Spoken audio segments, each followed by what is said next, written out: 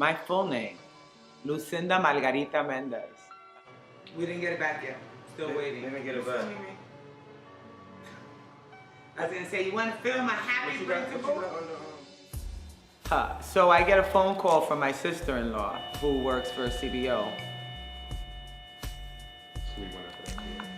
There's gonna be another one soon after, like 5 minutes after. I receive a phone call from my sister-in-law who obviously she knew I was in education. She was a assistant director at a CBO, and she said, you know, we opened the school this past year. They're looking to open more. I think you should go for this job. And I said, you know, well, what is it? And she explained to me that we were high school. So right away I was like, I'm not doing high school, I'm an elementary teacher. But she knew I wanted a principalship. So she said, no, it's a high school, but it's a partnership. And she described it to me. And you know, back then what we would always say is it's for potential dropouts. You know, now we have different language, but then I was interested. And I was like, all right, I wanna hear about it. So I went and interviewed with New Visions. And I was given a slot in the Aspiring Principals Program Leadership Academy, where I trained. I also speed dated CBOs. So they would bring me together with CBOs that they thought would be a match. A CBO is a community-based organization. And we would kind of talk and then decide if it was a match. And I met with Eastside House. I would say when we first met, there was a connection, but we weren't all sold on each other. But after a second meeting, we decided to partner. And you know, Eastside House had been a South Bronx staple, and philosophically, I felt like after conversation, we were kind of in the same place. So we partnered from there, and we started a process of a year, meeting over that year every week with a team, and we created and designed the school. What sold me on the position was that I've always been a believer in community schools. Community schools have existed since the 70s. Carmen has brought them back now, but the idea is that everything that a young person needs, whether it's a child or a teenager, is housed in the school. So by law, every young person must be in school. That's the one place where every kid must be by law. So why not provide them with everything they need in that place? We have an advisor, that primary person, someone who's checking in with them. And if need be, we can then get them other resources. And the idea that we weren't just putting together a whole bunch of struggling kids, but we were bringing them together with a structure that was going to support them in the reasons that they weren't being successful in school is what sold me. So this idea of partnering with an organization based in the community that could address the social emotional component is what made me become a part of it, without which I would not have done it. The model for the school was it was modeled against John Adams High School had a program run by another community-based organization called Good Shepherd Services. And they had started serving this population within a high school.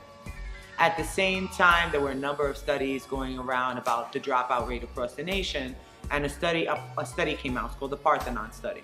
And it looked at graduation rates and dropout rates and the reasons behind it. So DOE decided to collaborate with Good Shepherds and launched a couple of schools of this model. So they started with South Brooklyn High School. And the model basically says that every young person needs a primary person. When you connect with one person, it could be a mentor, it could be a teacher, it has a profound effect on a young person's life and can potentially be the difference between them dropping out or staying at home. So at Bronx Haven, as in many other schools, unfortunately a lot of people have left this model, which I think is a big mistake. Students are matched at entry with an advisor. They stay with that advisor until they graduate, unless that advisor moves on.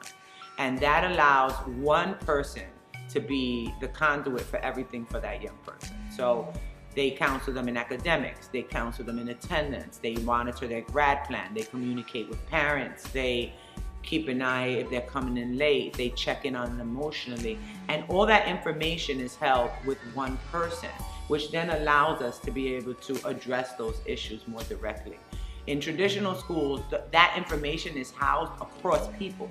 And that's when you drop the ball, because one person's tracking attendance That person doesn't know that this kid got evicted because the social worker knows that. And the social worker doesn't know that the kid's struggling with identity because they confided in the teacher about that, right? So trying to bring all that information to one person then allows us to address, and it doesn't allow our kids to fall through the cracks, which is what basically happened to most of them in the schools that they came from. And one of the things that I've told my advisors is that they are an extension of me. So the parents don't know me, but they know you. And so when I interact with them, your relationship is what I build my relationship off of. And that's why for me it's such an important component. And our kids get wake-up calls, our parents get calls to know how their kids are doing, and they're kept informed. And that's a promise that we make at Intake, is we will keep you informed of what's going on with the young person, and we ask that when we need you, you're prepared to step up and come in and do whatever it is that we need you to do so that we can get them to graduation. When you see, what the work is about, young people that have been written off. I look at that young lady who came to visit me this morning. She was a teenager with an attitude, angry, out all the time, and she's an adult now, and she's successful, and she's going on to her bachelor's degree, and she is everything that we knew she could be. And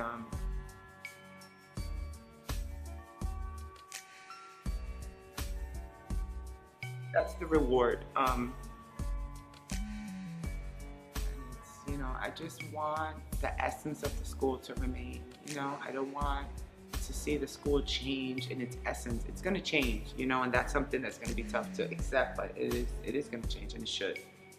But the idea that it's a place where kids feel like they're home and feel like this is the place where they want to be, that they feel that they're not judged, that they're accepted, that they're given opportunities, that they're not just discharged because, they didn't come to school, or suspended because, as opposed to us working with them and really giving them the opportunities to grow. And so if that's gone, then I feel real loss, because that's what I feel makes Bronx Haven the special place that it is. So although I'm moving on, I would hope that what we created here, many of us together over the past 8 years, it's not me, it exists in all of you and in the kids. So as long as you are all committed and stay focused on what we do here and what the work is, Bronx Haven will continue to be successful and potentially serve hundreds of more students.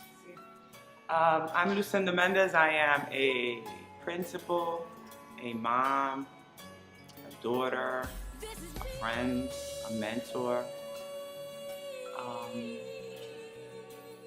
sister,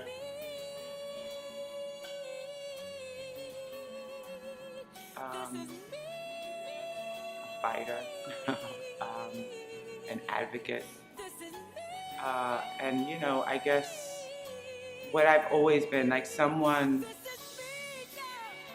a colleague. She was the principal of my kid's school, and we'd had a conversation a long time ago. I think it was when I was applying to the academy. She'd actually gone through it already, and she said, "You're a person that wants to have an impact."